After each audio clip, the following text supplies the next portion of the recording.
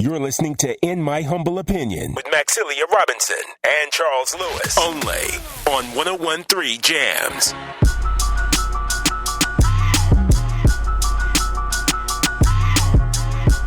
Take it over to Max. She has a question for you. Yeah. So Khalilah, we've been Facebook friends for a long time now. I see your fashion, see how you and your family dress up. And so I got a question for you. And I feel like I need to preface this just by let you know where this is coming from. So it's a serious question, but there's nothing but love and respect here.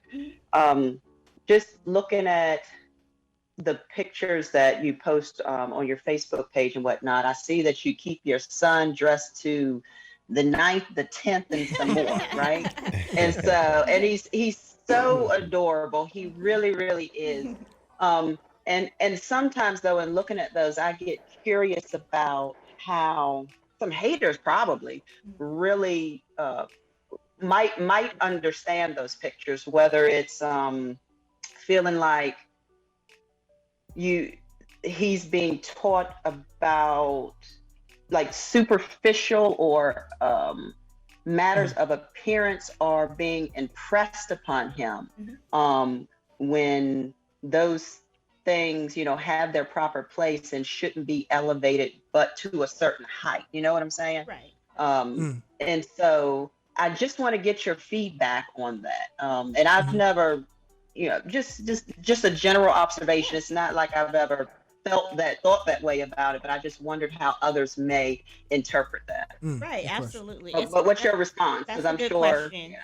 So first and foremost, like I said, when it comes to fashion, image, style, whatnot, that's all me. So I'm his mother. That's what he's going to just, by default, that's going to happen. But also, my husband was in the Air Force for 20 years. He wore a uniform every day, for 20 years. Chris, I can't dress myself either. Don't worry about it. We're together, baby. So he's getting kind of both sides of that. I will also say that being in the military, there's some indoctrination that comes with that and some suppression that comes with that. When it comes to my son, anybody who knows my son is intelligent by anybody's standards. I don't feel like it is our duty or responsibility to make sure that everyone is not one-dimensional and they can't see, oh, this person dresses nice, but they might also have, other qualities to them that stand out. So anybody who knows me and my family, they know that level for us. My son, I'm teaching him to express himself in the way that he feels is the most appropriate for him. He's 8 years old right now. So mommy is picking out, before I came here, I actually ironed up all his clothes and hung them up. Mommy's picking out his clothes. However, when he does have a, hey mom, I want to wear, this Minecraft shirt or something, go ahead, have at it. I would never at any, I would never suppress him in any way. Me and my husband have had this conversation because especially where we live, my husband was concerned that people would think that we were shallow or that we were vapid or that, and me, I don't care what people think. Honestly, I don't. And so I think my son gets the best of both worlds because I am saying you go be you and do you, and these people will catch up. My husband, who was in the Air Force for 20 years, who went to private schools his entire life, is like, we gotta dial back, so he gets that. But for me, I'm just saying, anybody out in Charlottesville, Ruckersville, we live in Ruckersville. You see me and my family, feel free to approach us and to talk to us, and that will be dispelled in a hot 2 seconds. Okay. Yeah, that's where me and Max live too. Thank you for answering. Yeah, that's dope. So as we said, the Khalilah's Closet, chic and classy consulting. So, like, tell us about those brands. Like, what got you started? In these paths? So that's a good segue because for years, and anybody who's black, we're told you have to be 10 times better, work 10 times harder to get the same recognition. Not even the same, to get the bare minimum recognition. So for me, even though I've always loved fashion and image and style, my mom can make anything. I'm super excited because she'll be at the fashion show. So y'all should come meet Betty Bob. Come meet her. All right. But she can make anything. She actually made my outfit that I'll be wearing for the show. Nice. Even now to this day, she lives in Arizona. I can tell her what my concept is because I can't find it in the store. She already has my measurements and whatnot. She'll have it to me in 2 days.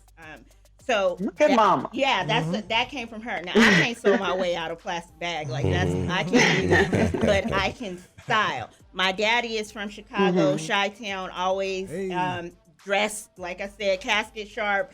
I came to it by nature. I mean, that's just how I am. But I always felt like, no. You got to do something professional. You got to be somebody. You got to be a doctor. You got to own a business. You got to, So I went to school. I got my MBA. But it was a calling for me. It just was a calling for me. People would always ask me to shop for them, to style them. People texting me, calling me, emailing me from all over the country because we've lived all over, asking me for advice and whatnot. And I couldn't get away from it if I wanted to. Yeah. So I wanted to be able to marry my passion and my purpose. And so I felt like my purpose has always been to help. I have a heart for service. Like I said, I've done human services my entire life. I've mentored my entire adult life. And so I started speaking at different retreats for women and for young girls, teaching them about the impact and the significance of their appearance, and ultimately that pretty is not a look, it's a behavior. So again, I talk about a dichotomy. That's what I mean. I don't care how good I look.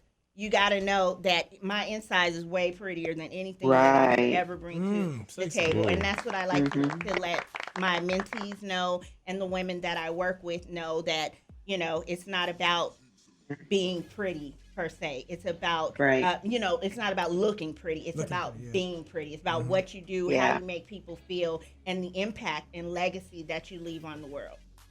Thank you for that. Thank you for that. So what That's makes everything? Yeah. And what makes up your brands? Like, who else do you work with? For this business? It's me. She, me, her. Okay. I'm a, Yes. But Khalilah's Closet. I like words. I like to write. So I started blogging maybe about 15 years ago, and Khalilah's Closet was started as me blogging. And then Chic and Classic Image Consulting. Once I finished school and got myself, got my feet wet, I learned a lot about textiles and, different illusions, creating an illusion, right? Because that's basically what it boils down to. I was licensed with Urban Darling, which was out of California. This was when I lived in Las Vegas. And so I learned a lot of the tricks of the trade and whatnot. But my issue with that, much like with the fashion show initially, was that it wasn't accessible and relatable for the everyday woman. This was like for, entertainers or for people who had a lot of money to throw at their image. And it just didn't vibe with who I was. I might look I haven't figured that part out yet with some fashion. Right. I mean, I might look like $1 million, but first of all, she's cheap, honey. I'm not spending a lot of money on when it comes to clothes. Make it work. Right. But I think it's more important to make sure that you stand out, but make everybody feel like they belong. And that's a big part of my business, is really, and I've been told this so many times, that I need to have a part of my business that caters to building that self-esteem and confidence in women, because I think that's probably the biggest takeaway that people get when they work with me. Cool. I like that. Khalilah. We are talking to I Khalilah love it. Jones from Chic and Classy Image Consulting and Khalilah's Closet. And once again, don't forget Solar Seaville, August 28th, 5 p.m. Wow, thank you for chatting with us. But Aaron, Razor, Max, did y'all have anything else for Khalilah? Because like the depth, Khalilah, like that you went into for this interview, I appreciate it. Yes. Because like I said, like from me to you, like the empowering that you do, and I think people got the message by hearing you today too, of that like it's more than just modeling, like you said, like pretty is just more than what you look like. And just that self-esteem boost that comes along with it. Like kudos to you for providing that for our women. I got a great question for her. And Charles, I'm glad you said it that way. Okay, you have a son. Yeah. Okay. What are you instilling in your son? Because he's seeing mom do all these things, right? What are you instilling in this young black man where he adds value to a black female, but not diminish himself? Oh, right. Absolutely. I love that question. Okay. So my son, probably since before he was born, when I was pregnant, I every day said, "You are a brilliant black boy." When I moved to Ruckersville, I literally was like, "What in the Mayberry? Where am I? What is this?" And I was here for literally 2 months before I was called the N-word at my local grocery store. Really? I had never in my life been called the N-word until I moved here and was here for 2 seconds. My first time getting called I owned the barbershop in Ruckersville. We were sitting on the porch saying bye to everybody when a truck rode past and said the same thing, said the N-word. A bunch of people riding on back truck. They probably was like cousins. 9-10 years ago. She said it was cousin. No, I mean, I just could not believe that. So this is where we are with our son. At that time, he was 3 years old. And I was by myself. And it didn't really impact. I'm sure it was anticlimactic for them because I'm like, wait, what? Is this a thing? Like, is this what happens? And I'm sure it was anticlimactic. But my baby is 3. Right. He doesn't know anything about any of this. So I knew right then that that's why God brought us here. I knew that was why I was here because I hadn't had that experience. I was almost 40 years old. I'd never been in my life. So it was important for me to let my son know before you leave these 4 walls, and it's instilled in him, you are a brilliant black boy. I don't care what nobody out there say. I don't care if no man on the back of a truck or somebody at the grocery store have the audacity to call you out your name. You don't respond to that because you already know. You're a brilliant black boy. You don't need anybody else. Nothing else matters. So that's what I try to. I'm really big on it. Like in his bathroom, I have positive affirmations taped to his mirror. We go through positive affirmations every Makes morning. A difference.